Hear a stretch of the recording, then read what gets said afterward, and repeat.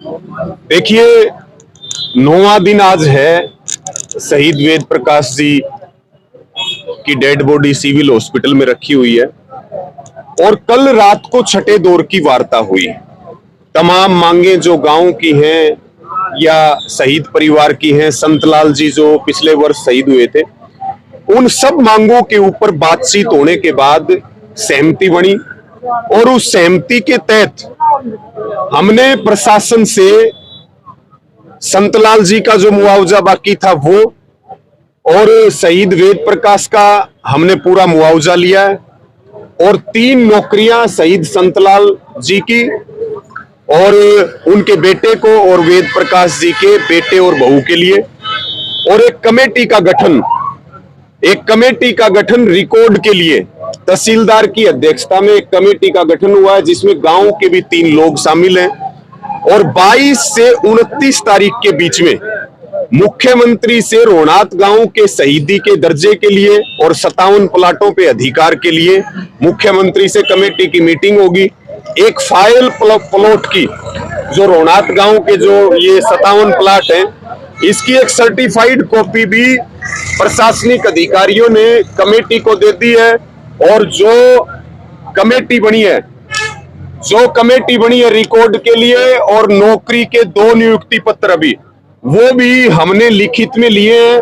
और निश्चित तौर पे प्रशासन हठधर्मिता पे था, सरकार मांगों को सुनने के लिए तैयार नहीं थी, लेकिन कमेटी ने और आंदोलन ने बहुत मजबूती के साथ कदम बढ़ाए हैं जिससे सरकार की हार हुई है और आंदोलन की जीत हुई है। तो आंदोलन धरना जारी रहेगा।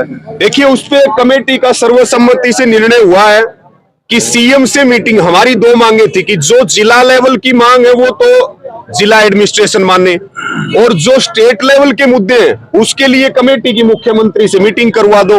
तो उसमें भी सर्वसम्मति से निर्णय हुआ है कि आंदोलन यहां हम स्थगित कर रहे हैं, खत्म नहीं कर रहे हैं।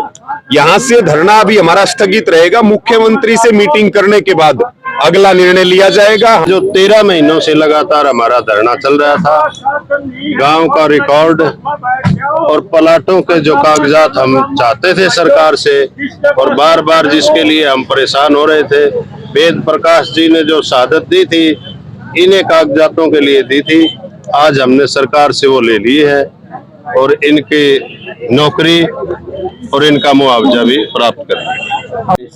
आज 9वां दिन था, शहीद वेद प्रकाश का पार्थिव शरीर हॉस्पिटल में है और रात के लोगों ने और तमाम दलित संगठनों ने, किसान सभा ने, सीटू ने और युवा कल्याण संगठन ने, संयुक्त किसान मोर्चा ने प्रशासन पर ये दबाव बनाया और 3 नौकरियों की हाँ करी है। 2 का तो लिखित में दे दिया है, 1 का करे 1 महीने के बाद तहसीलदार साहब ने गारंटी दी है।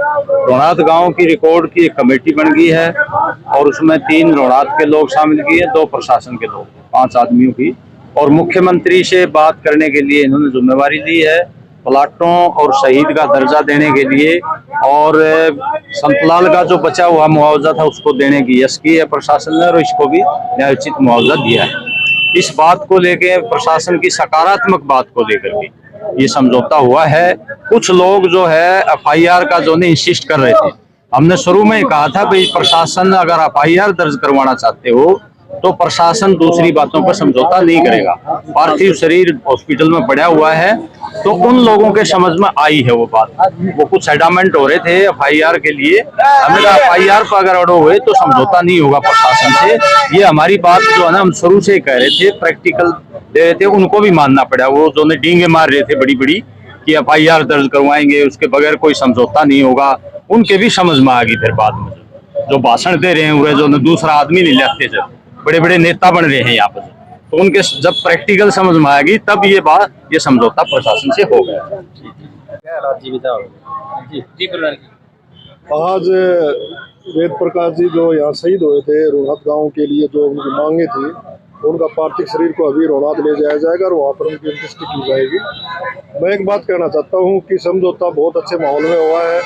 अब ये प्रशासन पर, सरकार पर डिपेंड है कि ये मांग ही ये कर रहे हैं कि इनका क्या नाम है, इनको उसका शहीद का दर्जा दिया जाए, गांव में जो 57 प्लाट वो दिए जाए। तो मैं मानता हूँ पक्ष और विपक्ष सारे मिलके और सरकार का मुखिया को सोचना चाहिए कि लगातार इतनी साधक भी होली, उसके बाद वो कार्य नहीं कर रहे हैं। तो अब मौका है, सभी संगठनों ने और गांव ने तो एक किस्म से सरकार के गेंद में बाड़े में गेंद डाल दी है। अब सरकार से सहानुभूति विचार करके और इसके जितनी भी मांगे उनको पूरा करना चाहिए। देखिए, जैसा कि आप देख भी रहे हैं, जो ये धरना 9वें दिन में प्रवेश कर गया है, छठे दौर की वार्ता हुई है, जो कमेटी बनी है गांव वालों की तरफ से और प्रशासन के बीच में, उसमें सहमति बनी है कि जो नियमानुसार जो इसमें कंपनसेशन होगा वह दिलवाया जाएगा।